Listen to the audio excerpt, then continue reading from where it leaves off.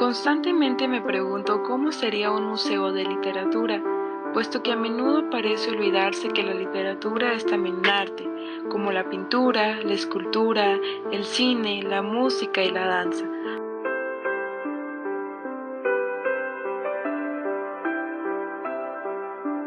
O al menos así lo expresa Ricciotto Canudo en su Manifiesto de las Siete Artes, publicado por primera vez en 1914.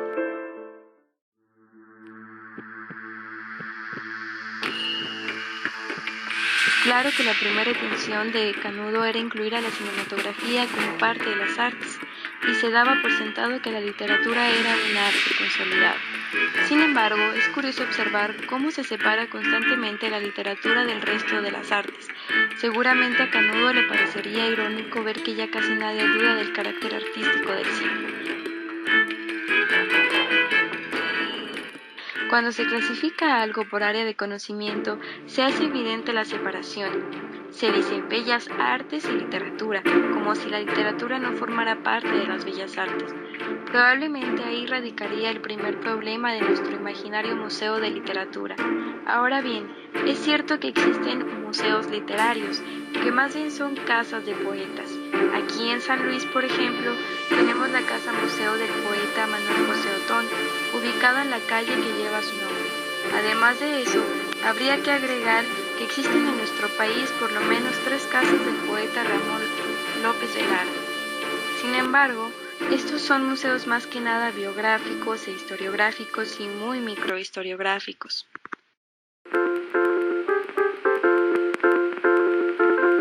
Me gustaría ampliar un poco más la reflexión en torno a nuestro Museo de Literatura Imaginario.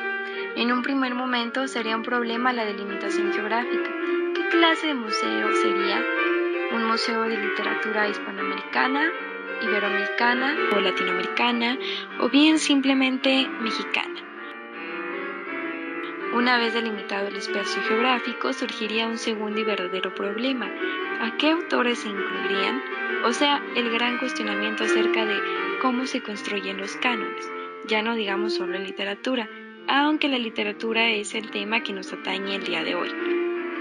En un contexto mexicano saltarían nombres que sin duda alguna cabrían dentro de nuestro museo, personalidades como Octavio Paz, Juan Rulfo, quizás Guadalupe Dueñas, Carlos Fuentes, y si nos vamos un poco más atrás, del siglo XIX, encontraríamos a Lizardi, Ignacio Manuel Altamirano, Guillermo Prieto, Manuel Gutiérrez Nájera y Manuel Paino, y todos estos autores que tienen nombres de calles.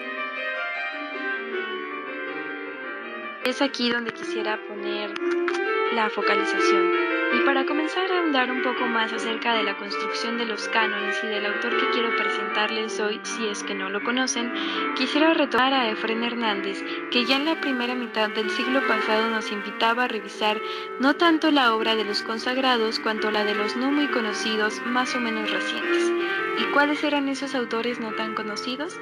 El mismo Hernández redacta un párrafo bastante extenso en el que se mencionan diversos autores, algunos más conocidos que otros, en los que se incluye a Jorge Ferretis, Rodolfo Usigli, Agustín Yáñez, Rosario Castellanos, Juan Rulfo, Carlos Pellicer, José Revueltas, Juan José Arreola y un largo etcétera.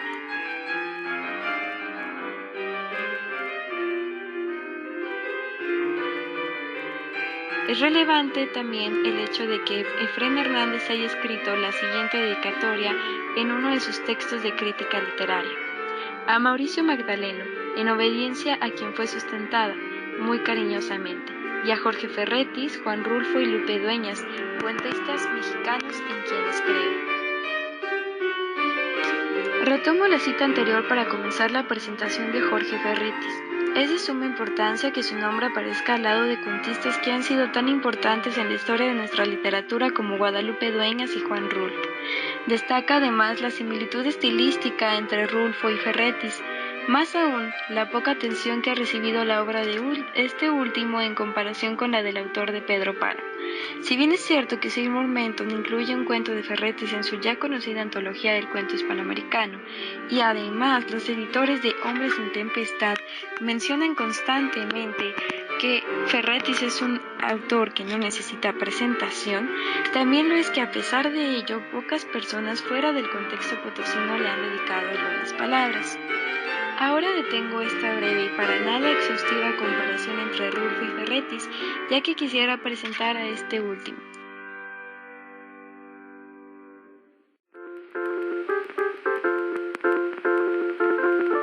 Jorge Ferretis nació en 1902 en Río Verde, San Luis Potosí. Fundó un par de periódicos, El Potosí y La Voz. Sin embargo, digamos que su labor periodística se vio interrumpida por la destrucción de su imprenta, consecuencia de los enfrentamientos armados que fueron una constante después de la Revolución de 1910. También fue director general de cinematografía de la Secretaría de Gobernación, a partir de 1955 y hasta el día de su muerte en 1962. Al respecto, parece que no desempeñó tan satisfactoriamente este cargo, puesto que el crítico de cine Gabriel Rodríguez Álvarez, en su libro Manuel González Casanova, pionero del cine universitario, hace notar la falta de sensibilidad por parte de Ferretis en comparación con su sucesor Mario Paya Polencia, quien demostró más atención a las presiones renovadoras del cine mexicano.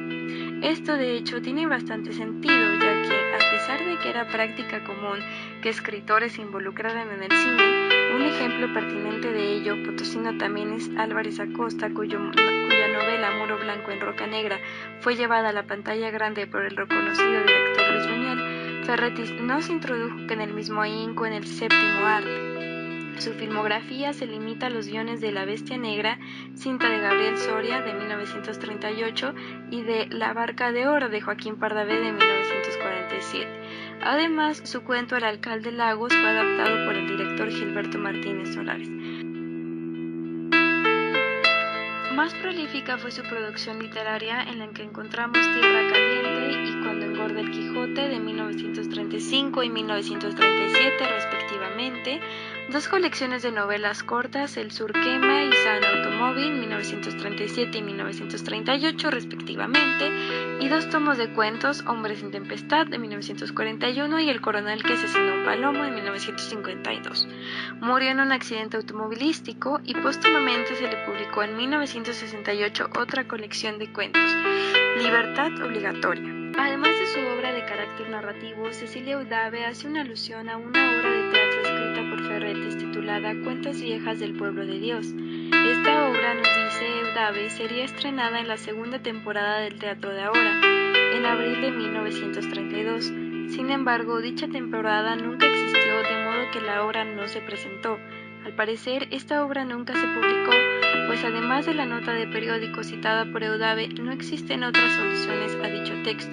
En la revista Estilos, lugar en donde a menudo se publicaron reseñas de la obra de Ferretis, ni en periódicos locales. Parece simplemente que se perdió.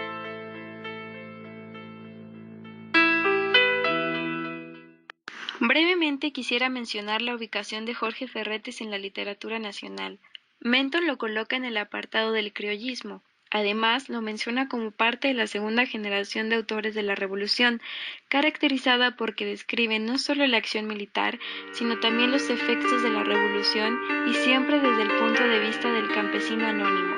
Hernández Sandoval sitúa la producción literaria de Ferretis como parte de la narrativa indigenista, fruto del nacionalismo derivado de la Revolución y que permite descubrir una gran riqueza aprovechable literariamente.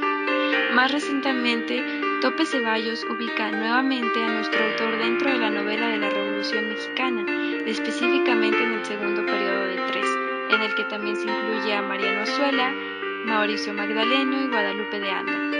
Finalmente, en lo que respecta a Hombres en Tempestad, se mantiene aquí la postura de que Ferretis escribía narrativa de la tierra, cuyas principales características, según Hugo Verani, son el costumbrismo, el desarrollo de historias en espacios rurales y la representación espacial de la vida del hombre en estrecha relación con la naturaleza.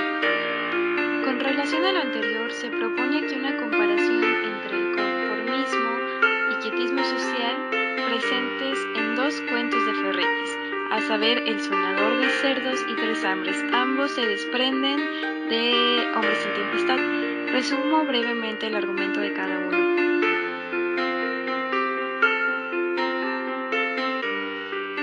El Soñador de Cerdos nos presenta a Goya, que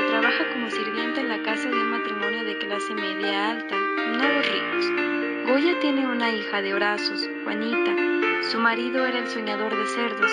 Se fue a ganar dineros más aprisa, pero no volvió a pesar de que Goya tenía la esperanza de que regresara.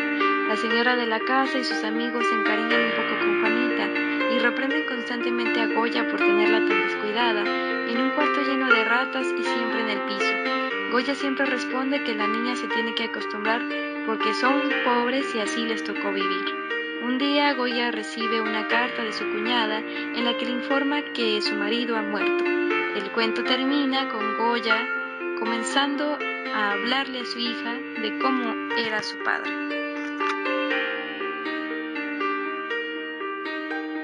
Tres hambres hace alusión a los tres tipos de hambres que identifica Emil, personaje principal de la historia. Emil llegó desde Berlín a México huyendo de un infierno de civilización. Una de sus mayores motivaciones, podemos observar, es su hijo. Gracias a él se da cuenta que existen tres tipos de hambres. Una de primera, nórdica, imperativa, que no admite aplazamientos, que si es necesario destruye países o los despuebla, pero que nunca se aplaca sola.